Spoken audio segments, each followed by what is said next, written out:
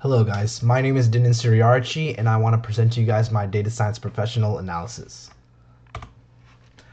As the field of data science continues to grow, the compensation for the data science professionals have become increasingly complex. Today, salary levels are influenced by several key factors such as experience level, work type, and location.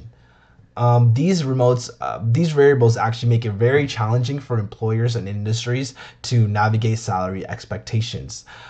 This leads us to my central question, which is the problem statement.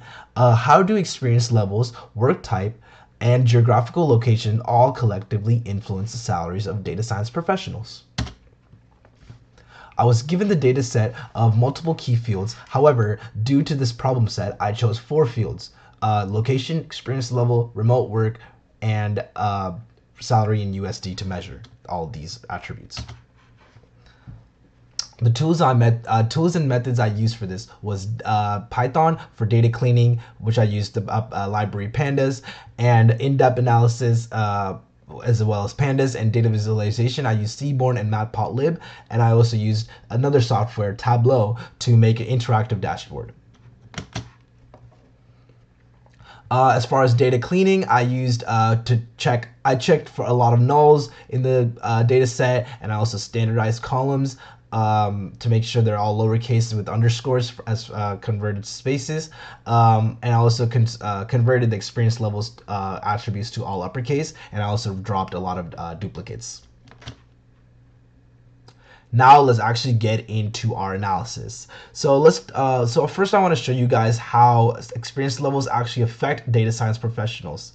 As you can see, there are 4 categories: EN, EX, MI, and SE. These all stand for entry, executive, middle, and senior.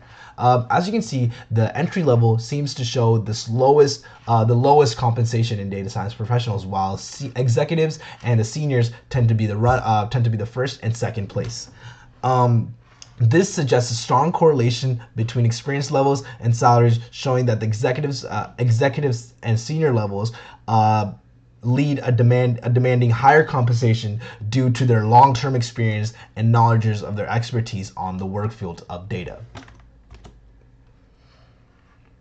Here's my code snippet. I used the data set to show that I actually imported Seaborn and Matplotlib, and I grouped them by the experience levels and salary in USD of the average, and then my X variable was experience levels, while my Y variables was the average in salary.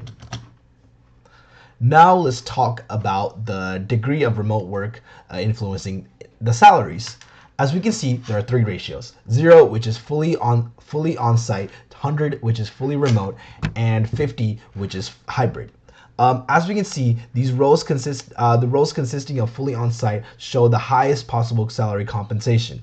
From this, we can entice that in our present day, for the pandemic time, industries are looking more towards the bringing in employees back to the fields, back to the work field, and giving them a hands-on experience, reflecting on their salary compensation. We can also focus as to why the hybrid roles are also at the lowest compensation. For this, we can assume that maybe companies want to diminish the roles of having employees working on-site and remote at the same time, maybe in the same week, and to focus fully on remote and fully on-site, reducing the cost and improving the desired efficiencies between the employer and the employees.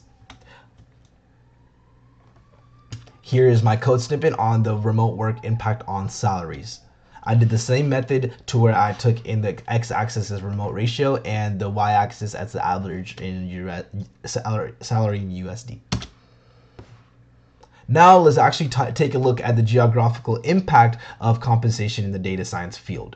As we can see, I listed 10 countries, which is Australia, Brazil, Canada, Germany, Spain, France, UK, India, Portugal, and the US.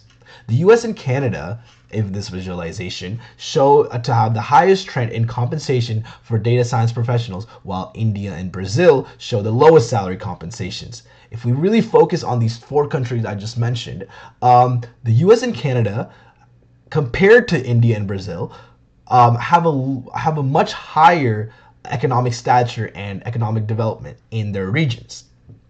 We can assume that due to their higher development in economic stature, countries like US and Canada and a lot of westernized regions give a lot more opportunities to these tech industries to overall improve upon the cost of living and the cost of demand on the data science professionals. And the higher overall compensation, the higher the salary. Sorry, the higher the work turnout and the higher the salary compared to the lower tech industries and regions, with a lower economic value, which is India and Brazil.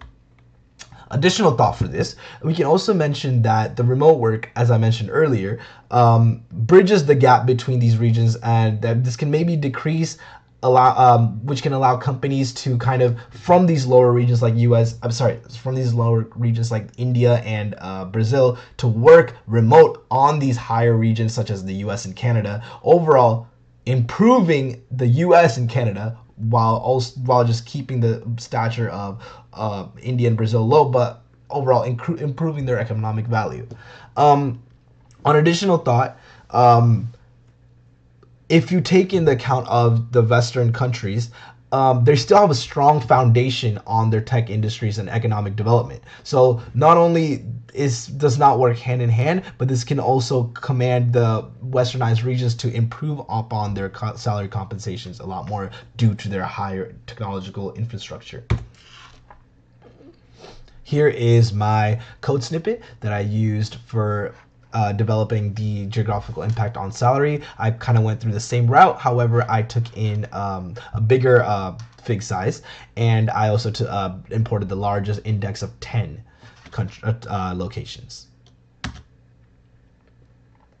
Now, I actually want to talk to you guys how I combined all these influences of location and such as location, experience levels, and remote work on compensation.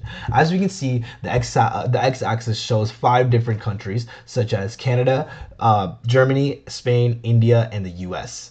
While the y-axis shows the salaries in USD.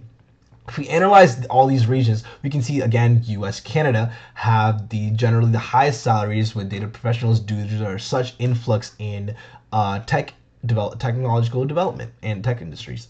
If we take a look at Germany and Spain, we can see the salaries difference between all these experience levels are not as significant. However, the senior and executive roles are still earning more than the entry levels. But really quickly, if we take a look at India, comparing all these countries, we can see that they're the lowest. If you compare all these, India is not a westernized country. So we can see as to why they're at such a lower compensation compared to all of these countries with a higher infrastructure. Now I want to show you guys the code snippet. Now, finally, let's take a look at our Tableau software and how I showcased my chloropeth map of salary. As we can see, this chloropeth map shows a threshold of $157,000 threshold of the dark blue color, while showing the lowest compensation value of the floor $6,000. So pretty much as this color blue gets darker, it shows the higher compensation, while it gets lower, it shows the lower compensation. Take a look at this map and you'll see Canada, US, and a lot of other westernized countries having darker shades of blue, while countries like India and Brazil, as I mentioned, have lower colors, lighter shades of colors. And look at Indochina; it all has lower sorts of colors. I can also confront to the point that this is the reason why countries like India and Brazil are earning so little of compensation due to their lack of economic infrastructure. So if we take a look at country recommendations, I want to tell you guys that companies offering a lot more remote opportunities can help attract a lot more talent, while senior roles, which has a higher paid for experienced professionals, lead to leadership and innovation and productivity. As far as recommendations for professionals considering more remote roles, often remote work can offer competitive salaries even in regions with lower average compensation. For the key findings, we know that the remote work and salaries, fully remote work of on-site roles tend to offer higher salaries rather than hybrid roles, while experience levels and salaries, executive roles command the highest, while especially in the much more developed regions.